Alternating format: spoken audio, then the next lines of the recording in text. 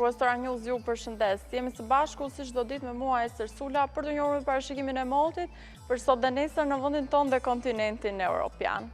Kontinenti evropian do të jetë në ndikimin e një cikloni të fuqishëm në veri perëndim, duke sjellë mot të vranë dhe reshje shiu në gatishkullin iberik, Britaninë e Madhe dhe pjesërisht atë të Europës qendrore, ndërsa pjesa e Ballkanit dhe Peloponezit do të vijojnë në kushte të qëndrueshme atmosferike, ku kthjellimet dhe vranësirat e pakta do të jenë dominante. Jemi tani me kushtet e motit për sa i përket vendit tonë. Sipas Meteoal, vranësira kalimtare priten gjatë gjithë paradites, më të theksuara këto në veri perëndim të vendit dhe në jug perëndim të territorit shqiptar. Gjatë pasdites, kthjellimet do të shtrihen në të gjithë vendin, më të dukshme këto në zonat e ulta dhe ato bregdetare.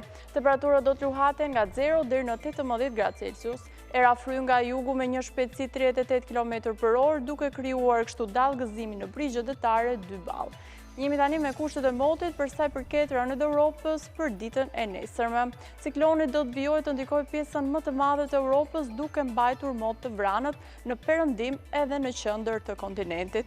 Ndërkohë, pjesa e Ballkanit do të mbetet do të kushte të qëndrueshme me kthjellime dhe vranësira kalimtare. Jemi tani me kushtet e motit për sa i përket vendit tonë për ditën e nesërme. Sipas Meteoal, paraditja do të nisë me mot të kthjellët, ndërsa gjatë pasdites do të ketë alternime kthjellimesh dhe vranësirash, ndërsa në orët e vona të natës priten reshje shiu dhe dëbore, kryesisht këto në zonat lindore të territorit shqiptar.